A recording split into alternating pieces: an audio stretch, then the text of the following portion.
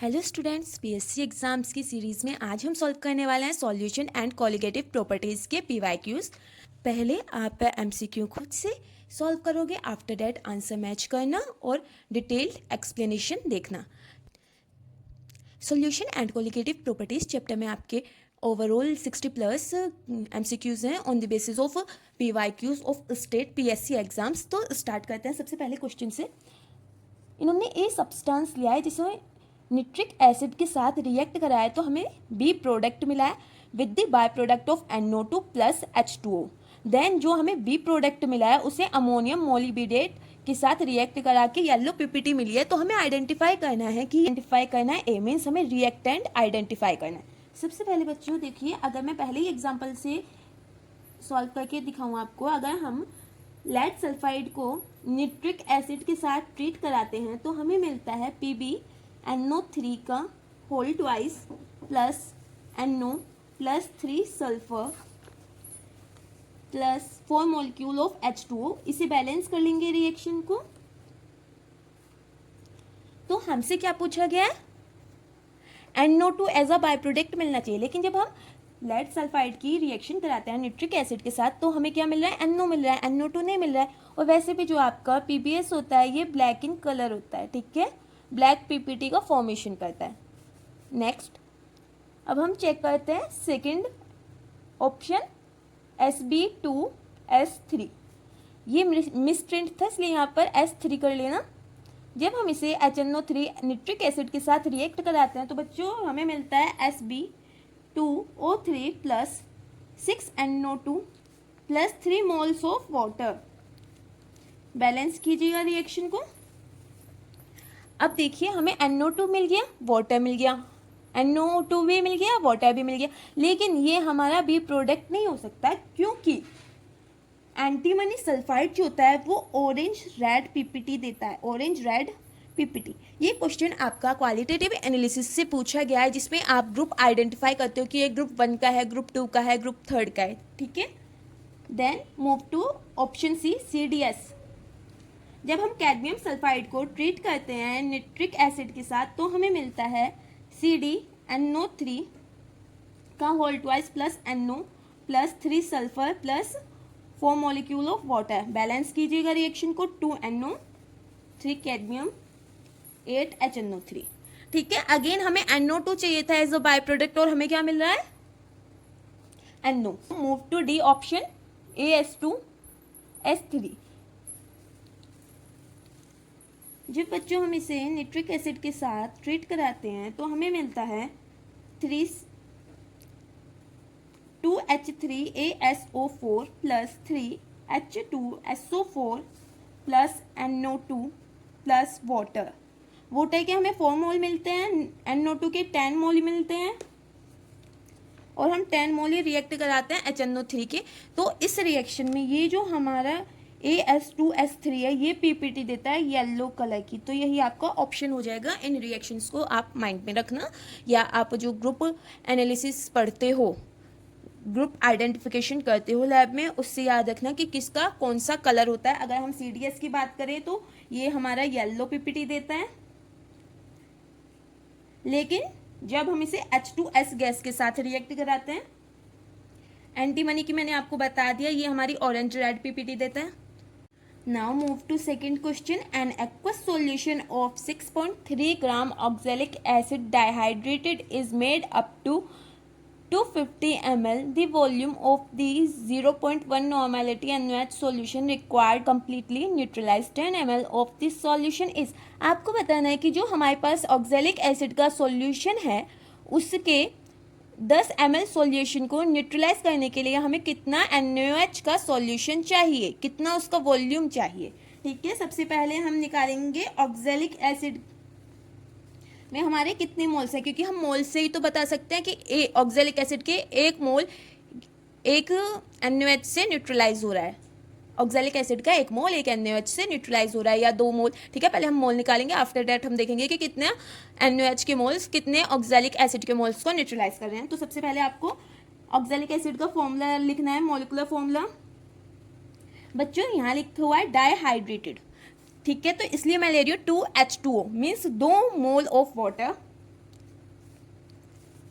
Oxalic acid dihydrated. Then हम oxalic acid का molar mass निकालेंगे। मोलर मास आपका, जब आप इसका मोलर मास निकालोगे, एटॉमिक मास पुट करना है, देन उसको एडअप करना है हर एटम का, और उससे जब आप समेशन करोगे तो आपका जो मास आएगा, मोलर मास, वो होगा 126.06 ग्राम पर मोल। ठीक है। देन हमें क्या निकालना है, मोल्स निकालना है, कितने मोल्स हम ऑक्जेलिक एसिड के ले रहे हैं। मोल्स ऑफ ऑक्जेलिक एसिड 6.3 ग्राम हमें बोला गया कि हमने क्या लिया है, 6.3 ग्राम ऑक्जेलिक एसिड लिया है। कितने ml में, 250 ml में। तो हमें मोल्स निकालना कि कितने नंबर ऑफ मोल्स हमारे पास ऑक्जेलिक एसिड के हैं। तो 6.3 ग्राम को means given mass divided by molar mass 0.6 gram per मोल। ग्राम से ग्राम कैंसिल, हमें मिला 0.05 moles of oxalic acid,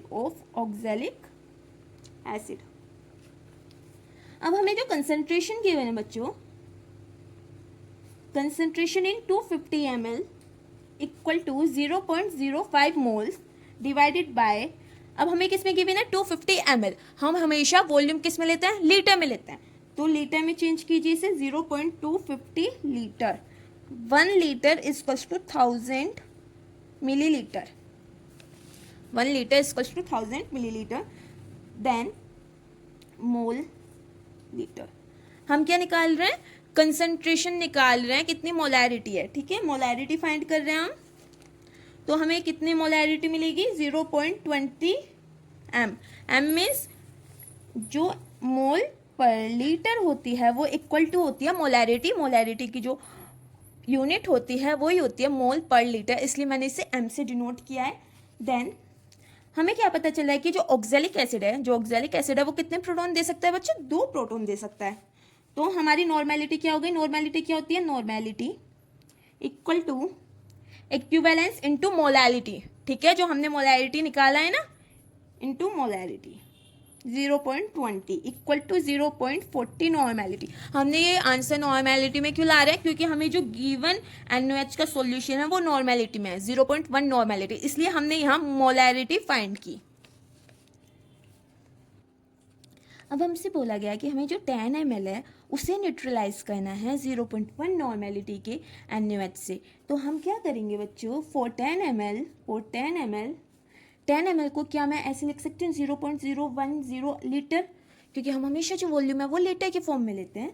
for the convenience of this solution, equivalence of acid 0.010 volume into normality 0.40 and equal to 0.004 equivalence. अब देखिए, जब हम titration कराते हैं या किसी भी रिएक्शन को न्यूट्रलाइज कराते हैं दूसरे टाइट्रेंट की मदद से, तो उसमें हम क्या देखते हैं, इक्विवेलेंस पॉइंट देखते हैं। उसे भी हम आगे वीडियो में डिस्कस करेंगे। तो अभी आप बस इतना याद रखना, हमने ये इक्विवेलेंट निकाला है, रिक्वायर्ड वॉल्यूम ऑफ 0.1 NaOH, हमें कितना 0.1 नॉर्मेलिटी का NaOH का कितना वॉल्यूम रिक्वायर्ड है इतने इक्विवेलेंस के लिए। तो हम कैसे निकालेंगे, इक्विवेलेंस जो हमें मिले हैं, जो हमने निकाले हैं फॉर दी 10 ml सॉल्यूशन। ठीक है, ऑक्जेलिक एसिड का जो 10 ml हमें न्यूट्रलाइज करना है उसके लिए हमने इक्विवेलेंस निकाला है जिसकी वैल्यू है 0.004। देन हमें निकालना है कि हमें कितना NaOH रिक्वायर्ड है, कि उसका कितना वॉल्यूम हमें चाहिए कि हम ऑक्जेलिक एसिड के 0.004 इक्विवेलेंस को न्यूट्रलाइज कर सकें। तो equal to 0.04 litre equal to 40 ml। तो आंसर क्या हो जाएगा आपका, ए। ठीक है, सबसे पहले देखो आपको ऑक्जेलिक एसिड लेना है, देन उसका मोलर मास निकालना है। मोलर मास निकालने के बाद आपको याद रखना, आपको डाइहाइड्रेटेड फॉर्म में लेना है क्योंकि ये लिखा हुआ है, क्वेश्चन में गिवन है। देन आपको मोल्स निकालना है ऑक्जेलिक एसिड के, गिवन मास अपॉन मोलर मास, ऑक्जेलिक एसिड के मोल्स निकल जाएंगे। उसके बाद आपको कंसंट्रेशन निकालना है 250 ml में, मतलब कितनी मोलैरिटी है। देन आप मोल्स अपॉन वॉल्यूम करोगे इन लीटर, तो हमें क्या मिल जाएगी, मोलैरिटी मिल जाएगी जो होता है मोल पर लीटर।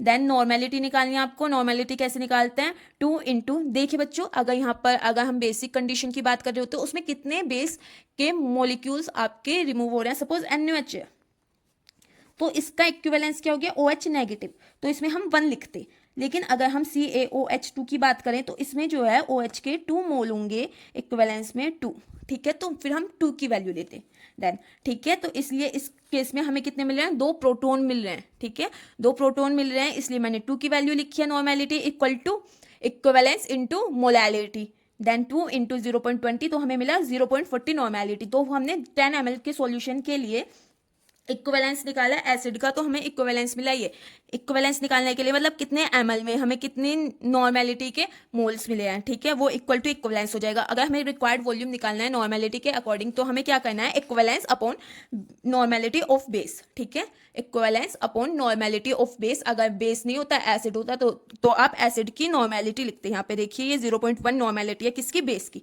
तो इसलिए हमने 0.1 लिखा। देन आप इसे सॉल्व करोगे तो आपको मिलेगा 0.04 लीटर इक्वल टू 40 ml, क्योंकि 1 litre is equal to the 1000 ml. Now move to third question. An aqueous solution of a substance gives a white PPT on treatment with dilute HCl which dissolve on heating. When hydrogen sulfide is passed through the hot acidic solution, a black precipitate is obtained. This substance is a, आपको बताना है कि जब हम इस following process से निकलते हैं तो हमें एक ब्लैक पीपीटी मिलती है, तो उसमें कौन सा सब्सटेंस होगा। 4 ऑप्शन गिवन है, आपको चेक करना है कि कौन सा सब्सटेंस मिलेगा। बच्चों हमें क्वेश्चन में गिवन है कि हमें एक एक्वस सॉल्यूशन दिया हुआ है जिसे हम ट्रीट करेंगे डाइल्यूट HCl से, तो हमें मिलेगी वाइट पीपीटी, ठीक है। जैसे ही आप सपोज आपके पास टेस्ट ट्यूब है, उसमें आपने एक्वस सॉल्यूशन डाला हुआ है जो हमें लैब में मिला है, उसमें आपने ऐड किया है dilute HCl। Dilute HCl add करने के बाद हमारे पास क्या बन गया, वाइट पीपीटी का फॉर्मेशन हुआ। ये क्या बन गई, वाइट पीपीटी। जब आप इसे हीट करोगे टेस्ट ट्यूब को, तो ये क्या हो जानी चाहिए, वाइट पीपीटी डिसॉल्व्ड हो जानी चाहिए, ठीक है, डिसॉल्व हो गई। नेक्स्ट स्टेप इन्होंने किया है कि नेक्स्ट स्टेप में किया गया है कि H2S गैस से पास किया है एसिडिक सॉल्यूशन में, हॉट एसिडिक सॉल्यूशन लिया गया है, उसमें H2S गैस से पास किया गया। तो ये जो आपका सॉल्यूशन है ये ब्लैक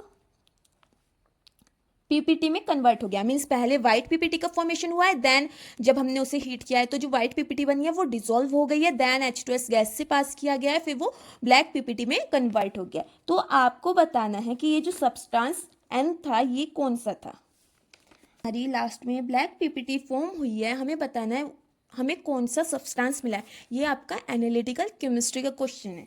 तो देखिए बच्चों, जो आपका PbCl2 होता है, जब हम उसे डाइल्यूट HCl के साथ रिएक्ट कराते हैं तो हमें मिलती है वाइट पीपीटी। वाइट पीपीटी मिलती है, देन हम इसे क्या करेंगे, हीट करेंगे, तो वाइट पीपीटी क्या हो गई, डिसॉल्व्ड हो गई। वाइट पीपीटी डिसॉल्व्ड हो जाएगी, देन हम इसे H2S गैस से रिएक्ट कराएंगे in the acidic medium, in the hot acidic medium, तो हमें मिलता है PbS, ठीक है, PbS मिलेगा जो ब्लैक इन कलर होता है। ये आपको याद करने की चीज़ें हैं, तो यही इसका आंसर हो जाएगा। हमें ब्लैक पीपीटी मिलेगी जब हम इसे H2S गैस से पास कराएंगे। हम अगेन A, B और C ऑप्शन को भी चेक कर लेते हैं।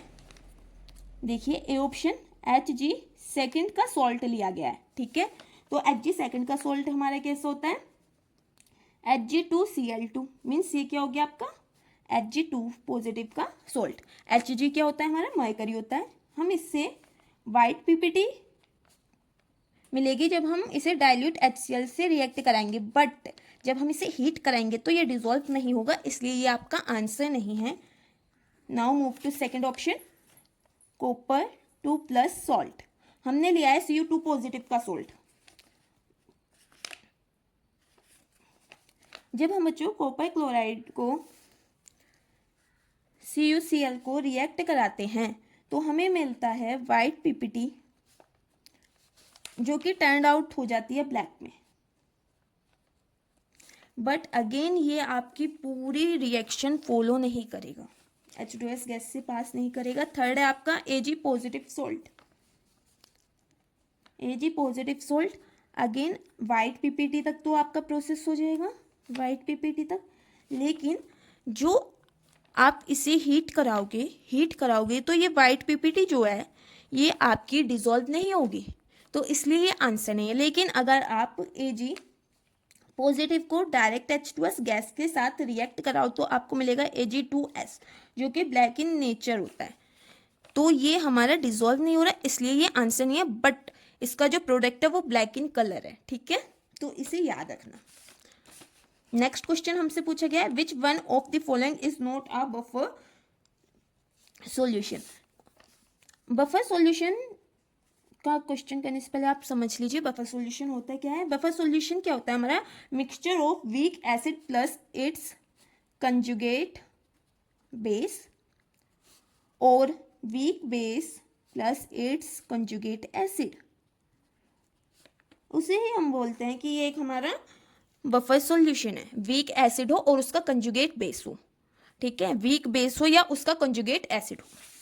नेक्स्ट हमें गिवन है इन फोर ऑप्शंस में से आपको बताना है कि कौन सा बफर सॉल्यूशन नहीं है। Let's start from the first, H2S plus KHS। बच्चों जो H2S होता है वो H पॉजिटिव देता है, तो ये क्या हुआ, एक एसिड हुआ, वीक एसिड है ये, ठीक है, वीक एसिड है।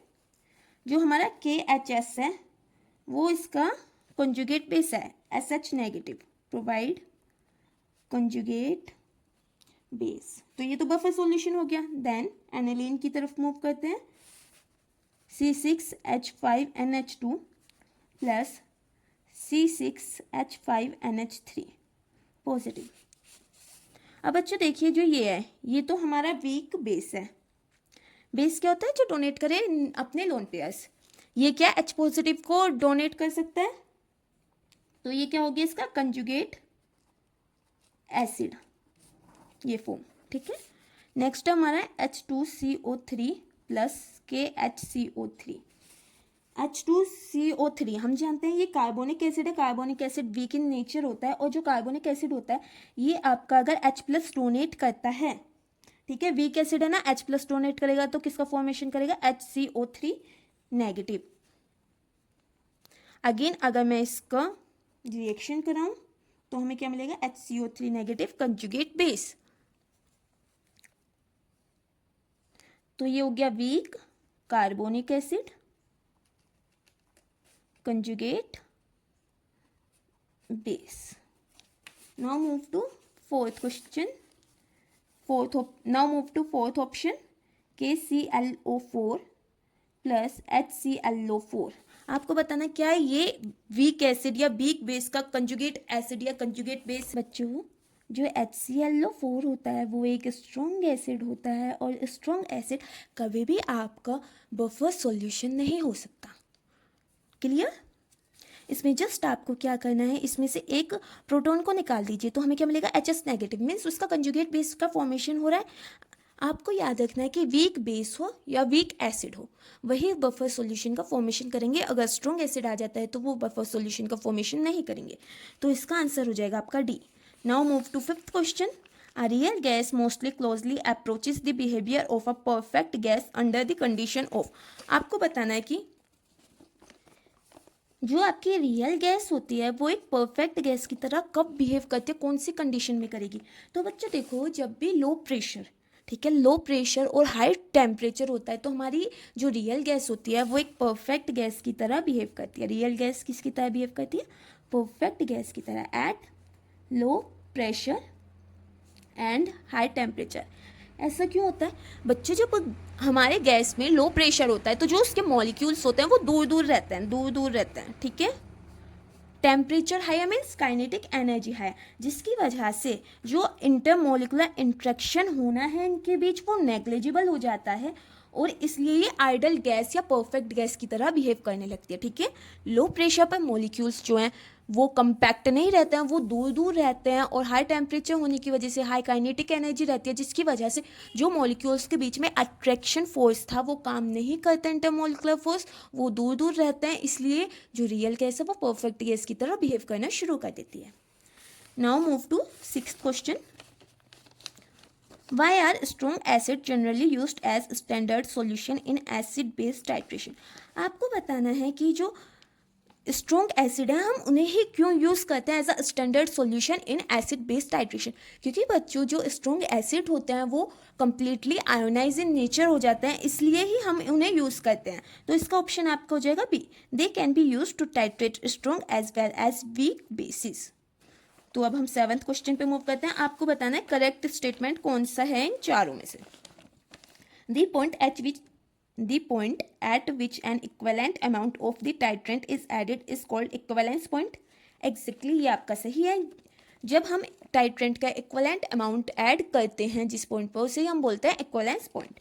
The point at which the reaction is observe to be complete is called the starting point. नहीं, जब आपकी रिएक्शन कंप्लीट हो जाती है, ठीक है, रिएक्शन सपोज ए से बी रिएक्शन जा रही है, तो उस पॉइंट को हम क्या बोलते हैं? And point. स्टार्टिंग पॉइंट नहीं बोलते, एंड पॉइंट बोलते हैं। See at the end point of the reaction there is no change in the property of solution. ये भी ऑप्शन आपका गलत है, क्योंकि जब आप टाइट्रेशन करते हो आप देखते हो कि बाद में जो सॉल्यूशन होता है वो कलर चेंज करने लगता है। पहले न्यूट्रलाइजेशन होती है, आफ्टर अ पॉइंट वो कलर चेंज करने लगता है। तो हमें कैसे पता चलती है? जब कलर चेंज होता है उससे हमें पता चलता है कि एंड पॉइंट आ गया या हमारी रिएक्शन कंप्लीट हो गई। आपने लैब में टाइट्रेशन किया भी होगा। At the equivalence point of a reaction, the stoichiometry amount of the titrant is not added. ये गलत है बच्चों। जब हम इक्वलेंस पॉइंट देखते हैं रिएक्शन को, उसमें हम स्टोइक्योमेट्री ऐड करते हैं। स्टोइक्योमेट्री ऐसे होता है, सपोज 2 मोल ऑफ ए, ठीक है, ये जो है ये टर्म हमारी स्टोइक्योमेट्री है। Now move to 8 question. आपको बताना है इसमें से कौन सा बेसिक बफर है। आपको बेसिक बताना है तो देखिए HOCl प्लस NaOCl, इसमें क्या होगा? H पॉजिटिव जो है वो डोनेट होगा। ये आपका वीक एसिड है plus salt with strong base. Clear? H2CO3 अभी हमने बात किया, ये खुद वीक एसिड है एक। Na2CO3 क्या है? आपका एक स्ट्रॉन्ग बेस है, it's salt with strong base. अभी हमने इसकी भी बात की थी। NH4OH ये क्या है? हमारा बेस है। OH नेगेटिव मिलता है ना हमें। अगर देखो बच्चों, हम NH4OH का आयनाइजेशन कराते हैं, सेल्फ आयनाइजेशन कराते हैं, तो हमें मिलता है NH4 positive plus OH negative. अगर हम NH4OH को आयनाइज कराएंगे हमें मिलेगा NH4 positive plus OH negative. OH negative मिल रहा है, मीन्स ये बेसिक इन नेचर होगा। तो आपका आंसर हो जाएगा 3rd। 4th में बच्चों ये हमारा बोरिक एसिड और वीक एसिड होता है। ये जो है H3BO3 ये एक बोरिक एसिड है जो कि वीक इन नेचर होता है, वीक एसिड होता है। The solvent having maximum KF value among the following is. बच्चों KF जो होता है वो एक मोलाल डिप्रेशन कांस्टेंट रहता है। मैं इसमें एक्स्ट्रा लेके चल रही हूँ, सिर्फ आंसर सॉल्व नहीं कर रहे हम। मोलाल डिप्रेशन कांस्टेंट रहता है, या जिसे हम बोल देते हैं कायरोस्कोपिक कांस्टेंट। ये हमें बताता है कि हमें कितना फ्रीजिंग पॉइंट डिक्रीज होगा when 1 mole of solute is added to the 1 kg of solvent. 1 mole of solute added in 1 kg of solvent, how much freezing point decreases. ठीक है, ये हमारे KF बताता है। KF का हमारा फॉर्मूला होता है, यानी मोलाल डिप्रेशन कांस्टेंट का हमारा फॉर्मूला होता है RT²।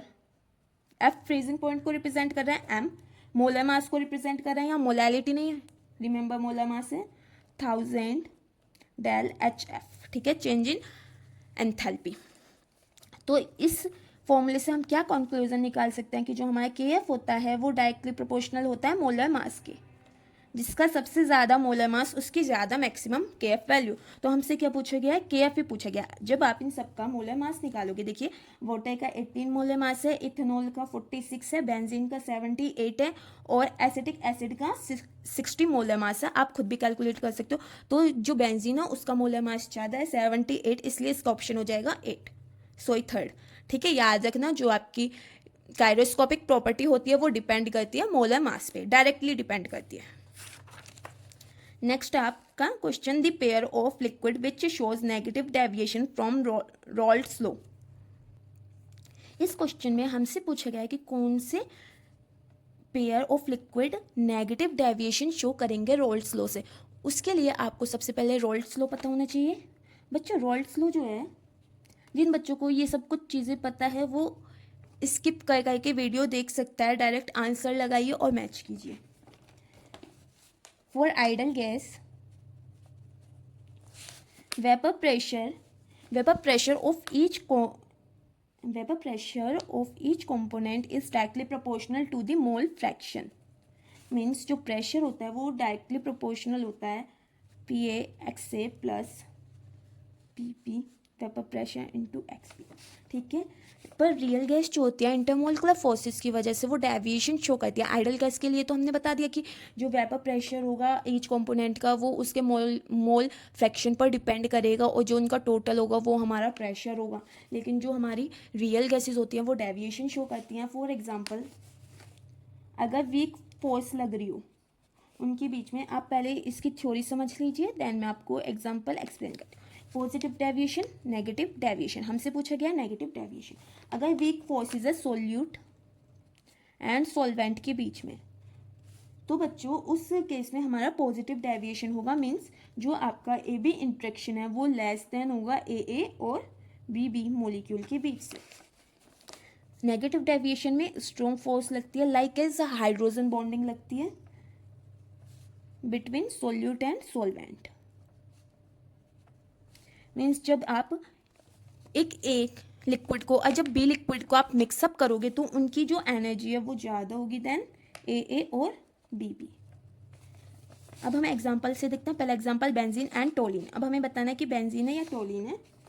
तो देखिए बेंजीन, हम जानते हैं कि बेंजीन क्या है, नॉन पोलर है। टोलिन में भी अगर हम इसके स्ट्रक्चर की बात करें, बेंजीन ये होता है और टोलिन ये होता है, ठीक है। ये दोनों क्या है, नॉन पोलर है, जिसकी वजह से ये डेविएशन शो नहीं करेंगे। अब हम बात करते हैं CH2 की, कार्बन डाइसल्फाइड की और एसीटोन की। Acetone CH3 C double bond O CH3।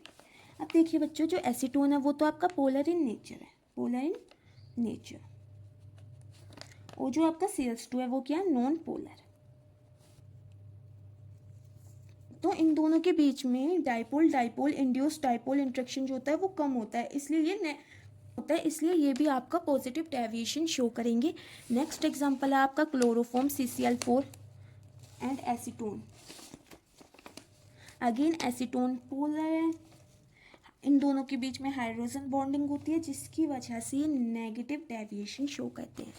Hydrogen bonding कब होती है, जब हमारा कोई इलेक्ट्रोनेगेटिव एटम हो, देन हाइड्रोजन उसके से अट्रैक्शन फील कर रहा हो और उसके पास अगेन कोई इलेक्ट्रोनेगेटिव एटम हो, ठीक है, तब हाइड्रोजन बॉन्डिंग शो होती है। तो जो हमारा एसीटोन और CCl4 हैं ये आपके हाइड्रोजन बॉन्डिंग को फेवर करते हैं, जिसकी वजह से ये नेगेटिव डेविएशन शो करते हैं। फोर्थ ऑप्शन हो गया आपका इथेनॉल एंड एसीटोन। ये इथेनॉल और एसीटोन, जब इथेनॉल के साथ है तो ये स्ट्रॉन्ग हाइड्रोजन बॉन्डिंग शो कर रहे हैं। एसीटोन के साथ है तो स्ट्रॉन्ग हाइड्रोजन बॉन्डिंग शो करें। लेकिन जब हम इथेनॉल और प्लस एसीटोन करते हैं, हम बनाते हैं EA, तो बच्चों ये वीकर फोर्सेस का फॉर्मेशन होता है, जिसकी वजह से ये एक पॉजिटिव डेविएशन फॉर्म करते हैं। इससे याद रखना कि देखिए जो AB न्यू बॉन्ड का फॉर्मेशन हो रहा है, अगर वो कम है AA और BB की फोर्सेस से तो वो हमारा पॉजिटिव डेविएशन होगा। अगर AB ज़्यादा है तो ये हमारा हाई नेगेटिव होगा, हाई नेगेटिव डेविएशन शो होगा। जैसे कि एसीटोन में हमारी हाइड्रोजन बॉन्डिंग हो रही थी, क्लोरोफॉर्म में नहीं हो रही थी, लेकिन जब हमने क्लोरोफॉर्म और एसीटोन को एक साथ मिक्सअप किया तो उनकी जो बॉन्डिंग थी, जो इनकी बॉन्डिंग की फोर्सेस थी वो इंक्रीज कर गई और उन्होंने नेगेटिव डेविएशन शो किया। Now move to 11 question. The osmotic pressure of M/30 अनरीज solution at 27 Celsius will be. इसमें बच्चों आपसे ऑस्मोटिक प्रेशर पूछा गया है। हमें पता है pi equals to MRT, R is a gas constant, T is a temperature. तो R क्या है बच्चों हमारा 0.0821 लीटर ATM पर केल्विन पर मोल। टेम्परेचर हमें गिवन है सेल्सियस में 27 सेल्सियस। हमारा R किस में, केल्विन में, तो हम टेम्परेचर को भी केल्विन में कर लेंगे convert. 27 + 273 equals to 300 Kelvin. Now pi equals to हमें क्या गिवन है, osmotic pressure M/30 means 1/30 into 0.0821 into 300 equal to 0.821 ATM। ठीक है बच्चों, देखिए जो M है मोलैलिटी का साइन है यहाँ पर, मतलब मोलैलिटी इसकी यूनिट है। मोलैलिटी यूनिट मीन्स मोल पर लीटर। मोल पर लीटर है और हमारे पास आर की क्या वैल्यू है, लीटर पर मोल, यही है ना, लीटर पर मोल। तो ये आपस में कैंसिल कर जाएंगी टाइम, और जो आपका पर केल्विन है वो टेम्परेचर की केल्विन से कैंसिल आउट कर जाएगा। तो बस हमें एटीएम में हमारा आंसर आ जाएगा, ठीक है। और हमसे पूछा भी एटमॉस्फेयर में ही गया है, तो इसका आंसर आपका हो जाएगा थर्ड। अब आपको बतानी है least soluble gas. 12th question में बताना है आपको लीस्ट सोल्यूबल गैस। बच्चों जो आपकी CO2 गैस होती है वो नॉन पोलर होती है, ठीक है। हमें बताना है सोल्यूबल गैस, ठीक है, जो सबसे कम सोल्यूबल होगी। तो मीन्स वाटर के साथ रिएक्शन करानी है, तो जब हम CO2 की वाटर के साथ रिएक्शन कराते हैं तो हमें मिलता है कार्बोनिक एसिड, जो कि सोल्यूबल इन नेचर है। अगेन नेक्स्ट है हमारा आर्गन। आर्गन क्या है, एक नोबल गैस है, नोबल गैस है आर्गन, तो ये आपके मॉडरेट सोल्यूबल है। देन H2, थर्ड है आपका H2। हाइड्रोजन गैस जो होती है उसकी लो पोलराइजेबिलिटी होती है, जिसकी वजह से मीन्स देखो साइज बड़ा नहीं होता, छोटा सा होता है, सोल्यूबल हो जाता है, ठीक है। देन आता है आपका हीलियम। हीलियम जो है वो स्मॉल है, और क्या है ये आपका वीक डिस्पर्जन फोर्सेस शो करता है, और ये एक नोबल गैस भी है, जिसकी वजह से ये हाईली लीस सोल्यूबल है, ठीक है, हाईली लेस सोल्यूबल है, और लो पोलराइजेबिलिटी भी है, ठीक है, जिसकी वजह से हमारा इसका एग्जाम्पल हीलियम हो जाएगा। अगर हीलियम गिवन नहीं होता तो हम H2 गैस को लगाते हैं। Next third question, solution A is prepared by dissolving 1.80 gram of glucose in 100 ml of water, and solution B is prepared by dissolving 1.2 gram of acetic acid in 200 ml of water. If osmotic pressure of solution A and B are pi A and pi B respectively, then pi A and pi B. आपको pi A और pi B में relation बताना है। 1.80 ग्राम dissolve किया है 100 ml में, ए solution में, ठीक है। सॉल्यूशन ए में हमने 1.80 ग्राम डिसॉल्व किया है, कितने में, 100 ml में, 100 ml में। और जो सॉल्यूशन भी है आपका उसमें हमने एसीटोन को डिसॉल्व किया है, एसिटिक एसिड को डिसॉल्व किया है 1.2 ग्राम में, 1.2 ग्राम में 200 ml में। तो हमें ऑस्मोटिक प्रेशर के बीच में रिलेशन बताना है। तो उसके लिए देखो बच्चों, हमें पहले मोल्स निकालने होंगे, जिससे कि हम इन दोनों का कंपैरिजन कर सके, देन हम ऑस्मोटिक प्रेशर को कंपेयर कर सकते हैं। तो हमें सॉल्यूशन ए में क्या दिया गया है, ग्लूकोज। ग्लूकोज का मोलर मास होता है बच्चों 180 ग्राम पर मोल। हमें कितना गिवन है, 1.80 ग्राम हमने उसमें डाला है, ये मोलर मास है ग्लूकोज का। हमने इतना अमाउंट 1.80 ग्राम ऑफ ग्लूकोज डाला है इन दी 100 ml ऑफ वाटर।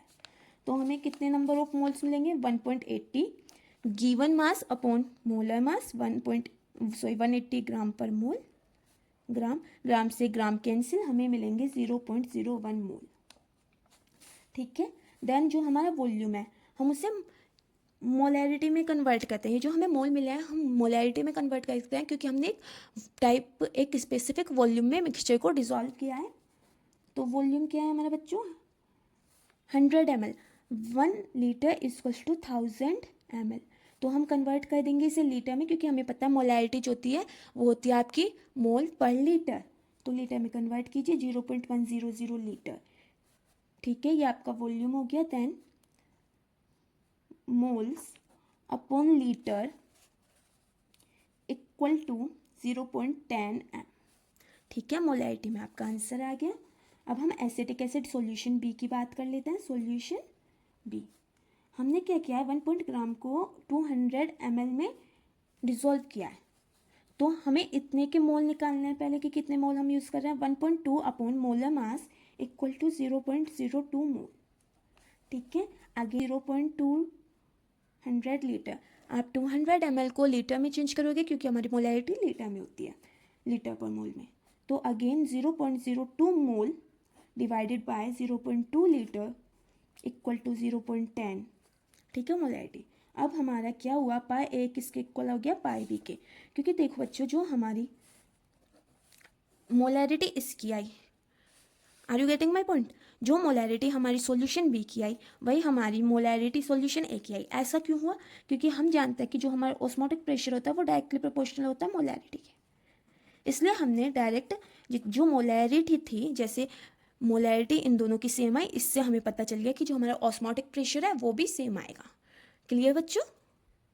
सपोज हमारे बी की मोलैरिटी ज़्यादा आती देन ए से, तो जो हमारा ऑस्मोटिक प्रेशर बी होता है तो वो बड़ा हो जाता देन ए से। अब हम नेक्स्ट क्वेश्चन की तरफ मूव करते हैं। क्वेश्चन नंबर 14, आपको इनकरेक्ट स्टेटमेंट बताना है आइडल सॉल्यूशन के लिए। देखिए हम जानते हैं कि ये जो आइडल सॉल्यूशन होता है वो रॉल्स लॉ को फॉलो करता है, ये सही है। जो डेल्टा एच मिक्स होता है वो इक्वल टू जीरो होता है, जो एंथैल्पी चेंज होता है वो जीरो होता है, वो भी सही है। जो वॉल्यूम ऑफ मिक्सिंग होता है वो भी जीरो होता है। अगर हम ए वॉल्यूम और बी वॉल्यूम को मिक्स करें तो उनके वॉल्यूम ऑफ मिक्सिंग में कोई चेंज नहीं आता है। और ये क्या लिखा है इन्होंने फोर्थ में, volume of mixing not equal to zero, ये आपका गलत हो जाएगा क्योंकि वॉल्यूम ऑफ मिक्सिंग में कोई चेंज नहीं आता। नेक्स्ट क्वेश्चन है आपका 15, the molal freezing point constant for water is 1.86 Celsius per mole if 342 gram of sucrose is dissolved in 1000 gram, the freezing point of the solution will be. आपको बताना है freezing point, ठीक है। Freezing point बताना है। सबसे पहले हम लिख लेते हैं जो हमें गिवन है कि F molal freezing point constant 1.86 Celsius per मोल, ठीक है। देन हमें मास कितना गिवन है सुक्रोज का, mass of sucrose 342 gram. Molar mass निकालिए सुक्रोज का, molar mass of sucrose equal to 342 gram per mole. हमें वाटर कितने ग्राम दिया हुआ है, 1000 ग्राम, मीन्स 1 kg हमें वाटर गिवन है। Mass of water equal to 1 kg। Now हमें निकालना है मोल्स ऑफ सोल्यूट। सोल्यूट के कितने मोल है, मोल्स निकालने के लिए हम क्या करते हैं, गिवन मास अपॉन मोलर मास। तो गिवन मास आपका 342 है, अपॉन में भी 342, ये क्या हो गया 1 मोल। अब हमें निकालनी है मोलैरिटी। मोलैरिटी जो हम निकालेंगे वो हम निकालेंगे इन केजी, क्योंकि हमें जो क्वेश्चन में गिवन है वो केजी में है, लीटर में गिवन नहीं है। तो देखिए हमें कितने मोल मिले, 1 मोल मिला, डिवाइडेड बाय मास कितना है, मास हमारा 1 kg इक्वल टू 1 मोल पर kg। अब हमें निकालना है फ्रीजिंग पॉइंट। फ्रीजिंग पॉइंट हमसे पूछा गया है फ्रीजिंग पॉइंट, तो डेल्टा टी एफ जो होता है, मतलब change in freezing point equal to K F means molal freezing point into M, M equal to molarity equal to K F हमें गिवन है क्या है 1.86 इंटू 1। मोलैरिटी कितनी निकली बच्चों हमारी 1 निकली, तो हमें मिला 1.86 डिग्री। देन हमें निकालना है del T F equals to, हमसे पूछा गया है फ्रीजिंग पॉइंट ऑफ सॉल्यूशन, हमें फ्रीजिंग पॉइंट सॉल्यूशन ये हमने निकाला है चेंज इन फ्रीजिंग पॉइंट। अब हम निकालते हैं change in freezing point of the solution equal to, हमें लिखना है freezing point of solvent minus freezing point of in change, ठीक है। जो चेंज आया है फ्रीजिंग पॉइंट में सॉल्वेंट के में से माइनस कर देंगे, तो बच्चों ये बनेगा हमारा 0 सेल्सियस। जो हमारा प्योर सॉल्वेंट होता है, जब हमारा वाटर प्योर फॉर्म में होता है तो उसका जो फ्रीजिंग पॉइंट होता है वो 0 सेल्सियस होता है। माइनस कीजिए कितना चेंज आया हमारे फ्रीजिंग पॉइंट में 1.86 इक्वल टू माइनस 1.86 सेल्सियस। तो जो हमारे ओवरऑल सॉल्यूशन का फ्रीजिंग पॉइंट होगा वो होगा हमारा माइनस 1.86 सेल्सियस। देखिए सबसे now move to 17 question. What is normality of a solution prepared by dissolving 4 gram of NaOH in 1000 ml of water? आपको नॉर्मेलिटी बतानी है जब हम 4 ग्राम ऑफ NaOH को डिसॉल्व करेंगे 1000 ml में। जो नॉर्मेलिटी होती है आपकी equal to number of equivalent of solute per litre of solution. Equivalence हम कैसे निकालते हैं, सपोज वी हैव NaOH, तो हमें क्या मिल रहा है OH नेगेटिव, तो ये क्या है मोनोबेसिक। अगर मैं CaOH2 यूज़ करूँ तो हमें क्या मिलेंगे 2OH नेगेटिव, तो ये क्या हो गया डाइबेसिक, मीन्स ये इक्विवेलेंस नंबर है इनके, ठीक है। जितने OH माइनस हमारे जनरेट होंगे वही उसका इक्विवेलेंस नंबर होगा। तो अब हम निकालते हैं मोल्स। हमें कितना गिवन मास है 4 ग्राम, ठीक है। देखिए 4 ग्राम हमें गिवन है, डिसॉल्व कितने में हुआ है 1000 ml में। 4 ग्राम हमें गिवन है, NaOH का मोलर मास कितना होता है बच्चों 40 ग्राम मोल पर मोल, ठीक है। तो ये हमें निकल गया 0.10 मोल। अब हमें निकालनी है मोलैरिटी। मोलैरिटी क्या होती है मोल्स पर लीटर। 0.10 मोल कितने लीटर में डिसॉल्व कर रहे हैं हम 1000 ml ले रहे हैं, तो 1 लीटर इक्वल टू 1000 ml, तो हम ले लेंगे 1 लीटर इक्वल टू 0.10 मोल पर लीटर इक्वल टू 0.10 मोलैरिटी। ठीक है, इसे हम ऐसे रिप्रेजेंट कर सकते हैं। अब हमें निकालनी है नॉर्मेलिटी। नॉर्मेलिटी का फॉर्मूला होता है m मोलैरिटी इंटू इक्वलेंट पर मोल। आपको जो ये निकालना है वो पर मोल के हिसाब से निकालना है, ठीक है, याद रखिएगा इस चीज़ को। तो मोलैरिटी कितनी हमारी 0.10 इंटू इक्वलेंट कितना है NaOH के, हमें एक ही OH नेगेटिव मिल रहा है, 1 से इंटू कीजिए 0.10 नॉर्मेलिटी। और अगर हम देखें हमें ऑप्शन में किस में फ्रैक्शन फॉर्म में, तो इसे फ्रैक्शन फॉर्म में कन्वर्ट कीजिए नॉर्मेलिटी अपॉन 10। ठीक है बच्चों, इट इज़ योर आंसर। देखो सिंपल ऐसे करना है, 0.10 नॉर्मेलिटी है, पॉइंट हटाइए, 2 है, 2 0 लगाइए। ठीक है, हमारा क्या बना 10 नॉर्मेलिटी अपॉन 100, 0 से 0 कैंसिल कीजिए तो क्या बन गया n अपॉन 10 आंसर। ठीक है, ये वीडियो काफ़ी लंबी हो गई है, तो जो रिमेनिंग क्वेश्चंस हैं वो हम नेक्स्ट लेक्चर में करेंगे। Thank you for more videos, like share and subscribe my channel.